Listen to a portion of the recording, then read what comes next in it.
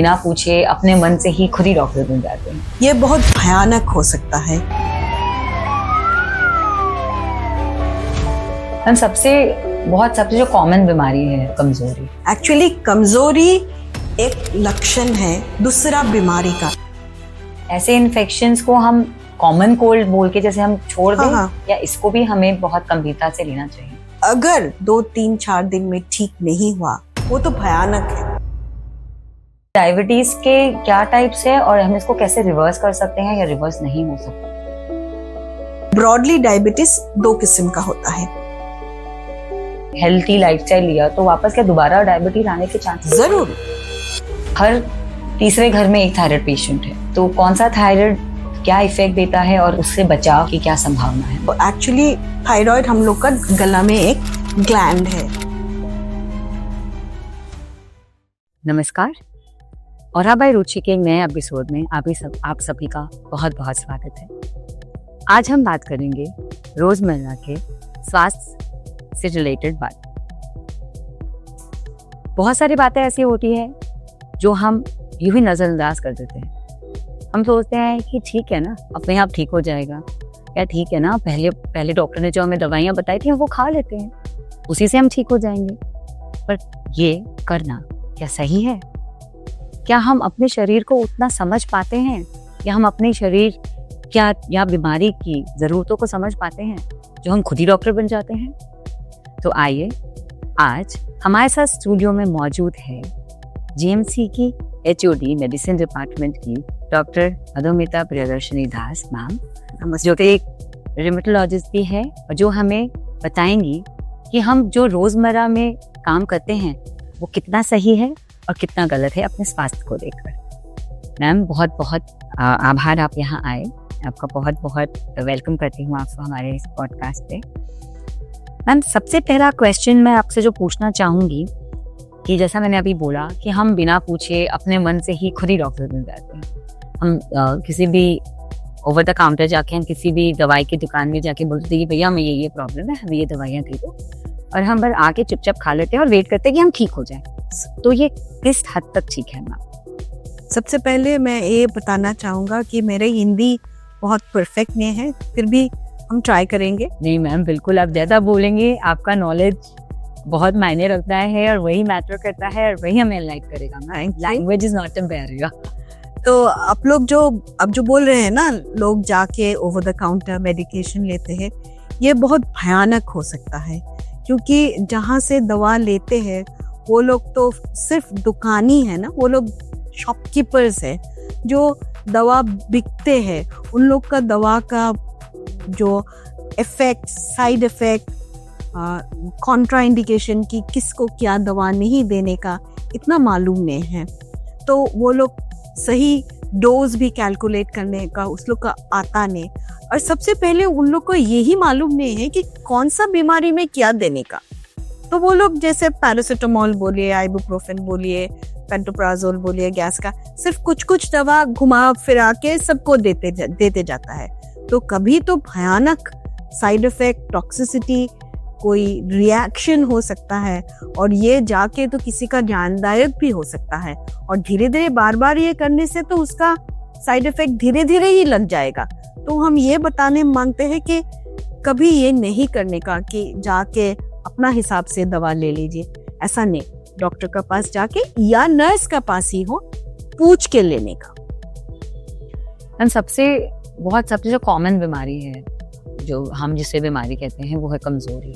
हमें कमजोरी आती है या हमें ऐसा लगता है कि आज हमें अच्छा नहीं लग रहा, हमसे कुछ हो नहीं रहा काम, तो उसको कितने हद तक हमें बहुत ज्यादा सीरियसली लेना चाहिए? एक्चुअली कमजोरी एक लक्षण है दूसरा बीमारी का, जैसे खून का कमी, एनीमिया होने से भी आदमी का कमजोरी हो सकता है। कोई महिला का प्रेगनेंसी में भी कमजोरी हो सकता है। कोई बच्चा का अंडरलाइंग, जैसे ठीक से खाना नहीं लिया, मैल न्यूट्रिशनल डेफिशिएंसी होने से भी कमजोरी हो सकता है। और बुजुर्ग आदमी को तो अंडरलाइंग कैंसर से भी हो सकता है कि किसी का शरीर में कैंसर है, दूसरा कुछ सिम्टम नहीं, सिर्फ कमजोरी। साथ में किसी का वजन कमती हो जाता, तो कमजोरी को 1-2 दिन के लिए ठीक है, आपको कभी बहुत थकावट भी कमजोरी जैसा महसूस होता है, बहुत काम कर लिया, ठीक से खाना नहीं खाया तो रेस्ट किया, ठीक से खाना खाया तो ठीक हो गया तो अच्छा, नहीं तो डॉक्टर का पास जाके इन्वेस्टिगेशन करके सलाह लेने से ही आपको मालूम पड़ेगा क्यों बार बार कमजोरी हो गया। डायबिटीज में भी कमजोरी होता है, बहुत आदमी का डायबिटीज का फर्स्ट लक्षण होता है कमजोरी। मतलब कमजोरी को हम हल्के में ना लें, नहीं, अगर कोई से 2 दिन के अंदर ठीक ना हो तो हमें डॉक्टर के पास। और साथ में अगर वजन कमती हो गया तो वो डेंजरस भी हो सकता। जैसे कोविड के बाद हम सब बहुत सतर्क हो गए हैं कि जब हमें सर्दी जुकाम हो तो ऐसे इन्फेक्शंस को हम कॉमन कोल्ड बोल के जैसे हम छोड़ दें, हाँ। या इसको भी हमें बहुत गंभीरता से लेना चाहिए? देखिए, कॉमन कोल्ड एक्चुअली ये तो मेडिकल बुक्स में भी बोलता है, कॉमन कोल्ड जो अपर रेस्पिरेटरी होता है, सर्दी होता है थ्रोट में कुछ जैसे खांसी हल्का सा, वो ठीक है, वो सीजन चेंज में किसी को भी हो सकता है। और उसके लिए हल्का सा कुछ एंटी एलर्जिक दवा ले लिया, या थोड़ा सा बुखार आया तो पैरासिटामोल ले लिया, वो ठीक है, 2-3 दिन 4 दिन में ठीक हो जाना चाहिए। अगर 2-3-4 दिन में ठीक नहीं हुआ, सर्दी जुकाम बढ़ गया, खांसी बढ़ गया, ये बलगम आने का शुरू हो गया, तब तो आपको डॉक्टर के पास जाना चाहिए, क्योंकि बॉडी ऐसे भी अपना को ठीक कर सकता है। और ये जो एंटीबायोटिक आदमी लोग ले लेता है ना ओवर द काउंटर, वो तो भयानक है। जो लोग बार बार एंटीबायोटिक्स लेता है तो उन लोग का एक्चुअली जब एंटीबायोटिक का जरूरत पड़ता है कि बीमारी बढ़ गया, तब एंटीबायोटिक से काम नहीं होता है, क्योंकि उन लोग का बॉडी में रेजिस्टेंस हो जाता है।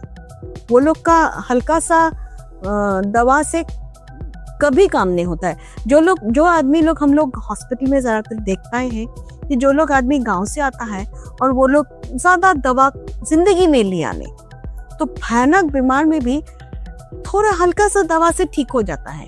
और जो लोग बार बार जिंदगी भर दवा लेके गया ना, वो लोग का जब क्राइसिस होता है तब तो डॉक्टर का भी बहुत चिंता होता है, क्योंकि हम लोग कुछ नहीं कर सकता, क्योंकि एक लेवल के बाद आप डोजेस भी नहीं बढ़ा सकते हो, दवा काम ही नहीं होता। मैम जैसे आपने थोड़ी देर पहले बोला कि कमजोरी डायबिटीज का भी एक कारण है, लक्ष्य तो डायबिटीज आजकल बहुत नॉर्मली बहुत लोगों का हम सुनने लगे हैं, बहुत लोगों का हेरिडिटल होता है, बहुत लोगों को कोविड के बाद भी डायबिटीज होने लगा है। तो डायबिटीज के क्या टाइप्स है और हम इसको कैसे रिवर्स कर सकते हैं, या रिवर्स नहीं हो सकता, कौन सा टाइप है? देखिए, डायबिटीज का टाइप्स एक्चुअली किताब में तो बहुत सारा है, बट ब्रॉडली डायबिटीज 2 किस्म का होता है। अच्छा, एक जो हम लोग बोलता है टाइप 1 डायबिटीज, जो बच्चों का होता है। अब शायद सुना है 7 साल 8 साल 10 साल का बच्चा को भी डायबिटीज हो जाता है, वो तो अलग किस्म का डायबिटीज होता है, और उसमें तो टैबलेट का कोई काम ही नहीं। उन लोग का सिर्फ इंसुलिन देना चाहिए और उन लोग का क्लोजली मॉनिटर करके देखना चाहिए। लेकिन जो एक्चुअली 40 साल का बाद डायबिटीज होता है, या लेट 30s में भी हो सकता है, वो तो ज्यादातर एक्चुअली लाइफस्टाइल डिजीज होता है। आजकल के जमाना में क्या होता है, आदमी लोग का एक्सरसाइज नहीं है, सेडेंट्री लाइफ जो बोलते हैं, खाना में बैलेंस डाइट नहीं है, आदमी बहुत रिफाइंड शुगर लेता है, बहुत रिफाइंड फूड लेता है, रिफाइंड कार्बोहाइड्रेट्स लेता है, साथ में एक्सरसाइज नहीं, ओबेसिटी है, तो बॉडी में शुगर बढ़ना ही तो होगा ना, और वही जाके डायबिटीज हो जाता है। तो वो अगर हम लोग थोड़ा सावधान होके अपनों का लाइफस्टाइल ठीक से रखने का थोड़ा मतलब केयरफुल होने से शायद हम लोग डायबिटीज से थोड़ा दूर रह सकेगा। और अगर हो गया टाइप 2 डायबिटीज तो उसको रिवर्स भी हम लोग कर सकते हैं? हाँ जरूर, क्योंकि देखिए आपको बहुत ज्यादा जब डायबिटीज हो गया किसी का, जैसे 600-700 शुगर आ गया, क्योंकि हम लोग 180 से ऊपर वी डोंट वांट, तो ज्यादा हो गया तो हम लोग पहले इंसुलिन ही लगा लेता, इंसुलिन लगा के नॉर्मल तक लाने से नीचे लाने के लिए ट्राई कर रहा, और उसका साथ अगर वेट लॉस किया, लाइफस्टाइल मॉडिफिकेशन किया, एक्सरसाइज किया, तो धीरे धीरे इंसुलिन शायद बंद करके ऑरल टैबलेट्स में आ जाता है। और कभी तो ऐसा भी दिखा देता है कि कोई का डायबिटीज का दवा का भी जरूरत नहीं पड़ता है, ये अपना मेंटल स्ट्रेंथ का ऊपर। आपको अगर वेट कंट्रोल रख सकता, आपको अगर डाइट नॉर्मल रख सकता, एक्सरसाइज ठीक से किया, तो बहुत आदमी मेडिकेशन से फ्री भी हो जाता है कि इंसुलिन लिया, टैबलेट लिया, फिर फ्री हो गया। बट ये नहीं कि डायबिटीज है फिर भी दवा नहीं लेने का, ऐसा गलती मत कीजिए। कोई सोचता है कि डायबिटीज का दवा जिंदगी भर लेने से आदमी का किडनी खराब होगा, हार्ट खराब होगा। ये एक्चुअली ऑपोजिट है। अब दवा नहीं लेगा तो आपको जल्दी खराब हो जाएगा। डायबिटीज क्या है, आपको शुगर बढ़ गया तो वो ज्यादा शुगर वाला ब्लड जब किडनी से चलता है, लिवर से चलता है, हार्ट से चलता है, हर ऑर्गन डैमेज करता है। अगर आप ब्लड शुगर नॉर्मल रखा, इंसुलिन का साथ हो या टैबलेट का साथ हो या lifestyle modification all put together, तब आपको ऑर्गन डैमेज नहीं होगा। लेकिन ऐसा मन खुशी हो गया बस छोड़ दिया, ऐसा नहीं। ये ऐसे चांसेस भी हैं क्या मैम कि आज हमारे वापस से, जैसे आपने बोला इंसुलिन से दवाई से फिर उनका दवाई छूट गया और उन्होंने हेल्थी लाइफस्टाइल लिया, तो वापस क्या दोबारा डायबिटीज आने के चांस? जरूर। इसीलिए जिसका डायबिटीज का अगर अपना से कंट्रोल किया, तो हम लोग उन लोग का बोलता है कि आप लोग every 3 months at least fasting BP, blood sugar और HbA1c एक होता है जो 3 months का एवरेज होता है, वो भी बहुत सेंसिटिव इंडेक्स है, उसको भी टेस्ट करना जरूरी है। तो आपको लाइफस्टाइल मॉडिफिकेशन और monthly at least 3 monthly minimum checkup करने से आपको मालूम पड़ेगा कि हमारा मार्च महीना में शुगर नॉर्मल था, अभी नवंबर में है क्या नहीं, तो वो तो टेस्ट करना पड़ेगा ना। आपको ट्रैक रखना ही पड़ेगा। चांसेस है कि वो दोबारा से आ जाए। 100% चांस है। थायराइड बोलने में बहुत छोटा सा वर्ड है, लेकिन बहुत बड़ा इम्पैक्ट छोड़ रहा है स्पेशली हम नॉर्थ ईस्ट के लोगों पे। तो कह रहे कि हर तीसरे घर में एक थायराइड पेशेंट है, और थायराइड भी 2 तरह के होते हैं। तो कौन सा थायराइड क्या इफेक्ट देता है और उससे बचाव की क्या संभावना है? देखिए, थायराइड तो एक्चुअली थायराइड हम लोग का गला में एक ग्लैंड है। जब उससे हार्मोन, थायराइड हार्मोन ज्यादा प्रोडक्शन होता है, उसको बोलता है थायरोटॉक्सिकोसिस। तब जिसका होता है ना, उसका वेट लॉस होता है, डायरिया होता है, भूख बहुत लगता है, फिर भी वेट लॉस होते जाता है, आइज बड़ा हो जाता है। लेकिन जिसका हाइपोथायरॉइड होता है, हाइपोथायरॉइड मतलब थायराइड ग्लैंड का लो फंक्शनिंग, वो एक्चुअली जरा ज्यादा कॉमन होता है। उन लोग का वेट गेन होता है, किसी का इनफर्टिलिटी होता है, आजकल इनफर्टिलिटी इज क्वाइट कॉमन। तो अलग अलग किस्म का प्रॉब्लम्स होता है, किसी का ठंड टॉलरेट नहीं होता है, स्किन ड्राई हो जाता है, हेयर फॉल होता है, हर कॉन्स्टिपेशन होता है, अलग अलग प्रॉब्लम्स होता है, मेंस्ट्रुअल इरेगुलरिटीज होता है। तब अगर आप थायराइड टेस्ट किया और देखा कि हाँ TSH बढ़ रहा है, इसका मतलब ये हाइपोथायरॉइड है। एंड हाइपोथायरॉइड एक्चुअली कॉमन है, और उसका करेक्शन करने से सब नॉर्मल हो जाता है।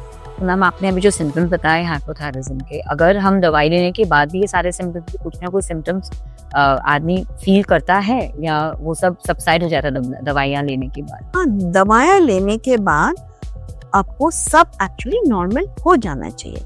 अगर नहीं हुआ तो आपको डॉक्टर के पास जाके सलाह लेने का, क्योंकि TSH शायद पूरा नॉर्मल नहीं हुआ और कभी उसके साथ कुछ एंटीबॉडीज आता है, तो उसको टारगेट करके दवा देना पड़ता है।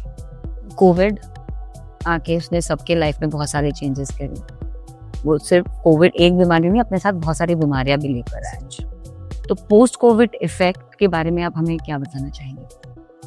कोविड एक रेस्पिरेटरी वायरस, जो हम लोग सबका मालूम है कि वो फर्स्ट जाके लंग्स में अटैक करता है।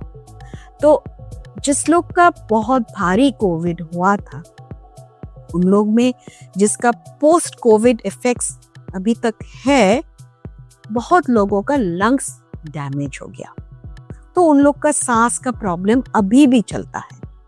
बट जिस लोग का आगे से किडनी का बीमारी था, या डायबिटीज था, या अलग अलग स्ट्रोक किसी का हुआ था, तो उन लोग का वो बीमारी का तो निशानी है, साथ में डायरेक्ट कोविड से लंग्स का बीमारी बहुत कॉमन है। प्रोलॉन्ग यूज ऑफ, आपने बताया कि अगर हम एंटीबायोटिक लेते हैं तो हमारी बॉडी उसको रेजिस्ट करने लग जाती है। तो सबसे अच्छा ऐसा क्या है जो हम करें जब हमें ऐसा लगे कि हमें डॉक्टर के पास नहीं जाना और हम घर पे ही अपना इलाज कर सकें? क्या ये सही है? सर्दी जुकाम अगर हल्का सा हुआ, थोड़ा सा ज़्यादा नहीं, तो आपको अपना से जैसे अदरक चाय ले लेता है कोई मतलब तो थोड़ा पैरासीटामोल ले लिया, एंटी एलर्जिक ले लिया, 2-3 दिन में ठीक हो गया तो सही। लेकिन किसी का अगर 2-3 दिन में ठीक नहीं हुआ तो आपको ज़रूर डॉक्टर के पास जाना चाहिए। और उसका साथ अगर किसी का डायबिटीज़ है या हाइपरटेंशन, अलग कुछ बीमारी है, तब तो एक्चुअली जल्दी ही डॉक्टर के पास जाके सलाह लेना ज़रूरी है। मैम एक और चीज़ है जो कि आजकल हर एक अल्ट्रासाउंड में या कभी भी हम डॉक्टर के पास जाते हैं थोड़ा चेकअप के लिए तो पता चलता है, वो है फैटी लिवर। तो फैटी लिवर के कौन से ग्रेड से हमें डरना चाहिए और उसे हम रिवर्सल के लिए हमें क्या करना चाहिए? फैटी लिवर तो एक अल्ट्रासाउंड डायग्नोसिस है जो एक्चुअली अनहेल्दी लाइफस्टाइल से होता है, जैसे सेडेंट्री लाइफस्टाइल, अनहेल्दी ईटिंग, बहुत सारा ज़्यादा शुगर, कार्बोहाइड्रेट्स या फैट्स ज़्यादा लेने से, ड्रिंक्स ज़्यादा करने से तो लिवर में फैट्स जमा हो जाता है। तो उसी हिसाब से ग्रेड 1, ग्रेड 2, ग्रेड 3 वो अल्ट्रासाउंड डायग्नोसिस होता है। और नाम ही बताता है, जितना ऊपर का ग्रेड मतलब लिवर में फैट्स ज़्यादा हो गया। और लिवर में फैट जब ज़्यादा होता है लिवर स्टिफ हो जाता है, और लिवर स्टिफ होने से धीरे धीरे वो जाके सिरोसिस हो सकता है, लिवर फेलियर हो सकता है। सो जब आपको ग्रेड 1 या 2 फैटी लिवर होता है तब आपको एक्सरसाइज करने का, डाइटरी मॉडिफिकेशंस करने का, फैट्स कमती करने का, कार्बोहाइड्रेट्स कमती करने का, और सबसे इम्पोर्टेंट वेट लॉस, क्योंकि जिसका फैटी लिवर होता है वो लोग यूजुअली ओवरवेट होता है, तो ये करने से ज़रूर रिजल्ट होता है। अब एक और चीज़ है कि विटामिन्स को लेके बहुत मिथ्स हैं और बहुत सारा कंफ्यूजन रहता है। हाँ। कि सारे विटामिन ज़रूरी नहीं हैं, कुछ विटामिन ले लो तो हो जाता है। जनरली लोग बोलते हैं कि विटामिन B12 या BD कम होने से ही बॉडी में चेंजेस आते हैं। तो ऐसा क्या है मैम, कि सही है कि सारे विटामिन ज़रूरी नहीं है या डेफिशिएंसी सिर्फ 2 ही? एवरी विटामिन का काम है, आपने सुना है शायद, विटामिन ए डेफिशिएंसी होने से ए आदमी का ब्लाइंडनेस होता है, बी का डेफिशिएंसी होने से मुंह में छल्ले वगैरह आता है, अल्सर्स होता है, सी का डेफिशिएंसी होने से स्किन में ब्रेक होके ब्लीडिंग हो सकता है, उसको स्कर्वी बोलता है, विटामिन डी से हड्डी कमजोर हो जाता है। ऐसे करके हर विटामिन का काम है। ई से मसल स्ट्रेंथ आता है, muscle cramps, so every vitamin. Vitamin B12 से हम लोग का ये खून का तैयारी होता है, खून बनता है। जिस लोग विटामिन B12 का डेफिशिएंसी होता है उन लोग का खून का कमी होता है और धीरे धीरे नर्व्स मतलब कमजोर, नर्व्स डाई बैक। अच्छा, ओके। तो वीकनेस हो जाता है, पैरालिसिस होता है। मतलब सारे विटामिन जरूरी है, हम कोई नेग्लेक्ट नहीं कर सकते। Of course not. तो ऐसा नहीं कि एक विटामिन खा लिया तो दूसरे अपने आप आ जाएंगे, सारा का इनटेक बराबर रखना है। तो पहला क्वेश्चन है जो मैंने ऑलरेडी आपसे पूछा ही है कि विटामिन B12 या विटामिन डी दोनों में से सबसे ज्यादा डेंजरस किसकी डेफिशिएंसी है? दोनों का ही प्रॉब्लम हो सकता है डेफिशिएंसी में, बट B12 डेफिशिएंसी में तो अगर नर्व्स का प्रॉब्लम हो गया और या पैनसाइटोपेनिया जो बोलता है हर ब्लड का सेल्स कमती हो गया, वो तो मतलब जानदायक भी हो सकता है। जॉइंट पेन की क्या कोई उम्र है ना?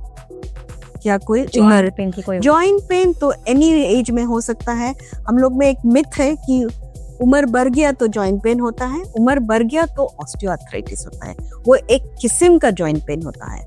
बाकी जॉइंट पेन जो रूमेटॉइड आर्थराइटिस होता है, स्पॉन्डाइलोआर्थ्रोपैथी, वो तो एनी एज में हो सकता है। यंगर एज में ज्यादा, और ज्यादा यूजुअली लेडीज में ज्यादा होता है। मैम फैटी लिवर का पहला रेड फ्लैग क्या है? Weight gain. थायराइड का सबसे important test T3, T4, TSH blood में टेस्ट करने का। एसिडिटी और IBS क्या ये सेम लगता है या ये इसकी अलग अलग पहचान है? अलग, क्योंकि एसिडिटी अपर एब्डोमेन का सिम्टम, जब आपको उल्टी जैसा लगता है, जलन होता है, पेट में दर्द होता है। IBS में पेट में दर्द हो सकता है, बट साथ में ईदर लूज मोशन, कॉन्स्टिपेशन, ये सब होता है, तो वो लोअर एब्डोमेन का सिम्टम। पोस्ट कोविड का सबसे dangerous warning sign? Respiratory problem, किसी किसी का डायबिटीज भी हो गया, किसी किसी का स्ट्रोक भी हुआ, वो तो मतलब कम थी, but commonest is lung problem. Blood pressure, ये फील होता है या साइलेंटली रहता है? वो जिसका फील होता है वो लकी, उन लोग का हेडेक होता है, गिडीनेस होता है। लेकिन कोई कोई आदमी का बहुत हाई ब्लड प्रेशर में भी कोई सिम्टम्स नहीं होता, वो लोग ऑर्गन फेलियर लेके आता है, जैसे किसी का किडनी फेलियर हो गया या हार्ट अटैक हो गया, उन लोग का मालूम ही नहीं कि लास्ट 2-3 साल से हाई ब्लड प्रेशर हो गया। बॉर्डरलाइन शुगर, लाइफस्टाइल या medicine? Borderline sugar, I would say lifestyle. और एक सिंपल हेल्थ एडवाइस जो आप हर बच्चे को, एडल्ट को बोलोगे कि फॉलो करें? Eat healthy to keep a good physical health, relax, do yoga, meditation for good mental health, and regular exercise to balance everything. Thank you so much ma'am, बहुत सही तरीके से आपने रैपिड फायर के आंसर्स दिए, बहुत इम्प्रेसिव। आपके प्रोफाइल में है कि आप एक न्यूमेटोलॉजिस्ट भी है, तो वो क्या है, मतलब क्योंकि बहुत कम लोग जानते हैं। रिमेटोलॉजी एक मेडिसिन का डिवीजन है, जहां हम लोग गठिया जो बोलते हैं ना, आप लोग का जो संधिवात, जो जॉइंट्स में पेन होके सूजन हो जाने का, वो मेन सिम्टम है। बाकी और कुछ बहुत सारा सिम्टम्स हो सकता है, बट आर्थराइटिस का ट्रीटमेंट रिमेटोलॉजिस्ट करता है। ओके, तो अब जब हमने आर्थराइटिस की बात करी मैम, तो कैसे पता चले कि जॉइंट पेन जो हो रहा है वो आर्थराइटिस की तरफ हमें लेके जा रहा है, या वो सिर्फ आपकी लाइफस्टाइल के वजह से आपको दिक्कत दे रही है, जो अलग अलग हमारे जॉइंट्स में या जोड़ों का दर्द हो, अलग अलग जोड़ों के जो दर्द होते हैं, तो हम कैसे पता करें कि आर्थराइटिस है या नॉर्मल कोई कि हमने ओवरकम कर लिया उसके वजह से या थकावट के वजह से? आर्थराइटिस इज द डिजीज जो आपको जॉइंट पेन का साथ सूजन होने का, इधर आपको स्वेलिंग हो जाएगा, रेड हो जाएगा, हॉट हो जाएगा, गर्म हो जाएगा, वो आर्थराइटिस है। लेकिन आप अगर कुछ काम बार बार किया, आपको जहां तहां दर्द हो सकता है, वो आर्थराइटिस नहीं। जब तक जॉइंट में स्वेलिंग नहीं है पेन का साथ, जब तक वो रेड नहीं हो गया, गर्म नहीं हो गया, तब तक वो आर्थराइटिस नहीं है। तो मतलब आर्थराइटिस के सिम्टम्स जाने बिना उसको आर्थराइटिस ना समझें और मैं डॉक्टर के पास जाएं। एंड एक्चुअली आर्थराइटिस का पेन रेस्ट में बढ़ता है, और जो ऐसे नॉर्मल पेन वो काम करने से बढ़ रहा है। मतलब वो आपने ओवर एग्जर्ट कर खुद को बहुत ज्यादा, अगर आपने प्रेशर डाला अपने शरीर पे, तो कहीं ना कहीं तो दर्द आएगा, हो सकता है। जी, बहुत बहुत धन्यवाद मैम। आज आपने बहुत सारी ऐसी बातें हैं जो हमें लगता था कि बहुत कॉमन है, हम कर सकते हैं और लड़ने से कुछ नहीं होता, कोई हानि नहीं होती हमारे शरीर को, बट आपसे बात करके पता चला कि नहीं, सब चीज़ ज़रूरी है, सतर्क रहना है हमें, ताकि हम बहुत स्वस्थ रहें। और मैं अपने सारे व्यूवर्स को भी बहुत बहुत शुक्रिया बोलना चाहती हूँ कि आप लास्ट तक हमारे वीडियो में बने रहें। आपको कुछ भी ऐसा लगा कि हमें इसमें और अच्छा करना चाहिए, तो ज़रूर से कमेंट बॉक्स में लास्ट में हमें बताइएगा। और अगर आपको आज के डिस्कशन में कोई भी ऐसे टॉपिक है जिस पे और ज़्यादा जानना हो, तो प्लीज़ हमें कमेंट बॉक्स में वो भी लिखिएगा। हम मैम को दोबारा बुलाने की कोशिश करेंगे, मैम का बहुत बिजी शेड्यूल रहता है, बट स्टिल हम कोशिश करेंगे कि मैम दोबारा आए और आपकी सारी जिज्ञासा को शांत करें, हमें और अच्छे से बता पाए उन टॉपिक्स के बारे में। बहुत बहुत धन्यवाद मैम, आपका बहुत बहुत धन्यवाद तहे दिल के कि आप यहाँ आए और आपने हमें इतना कुछ बताया, हमें इतना ज्ञान दिया। Thank you so much.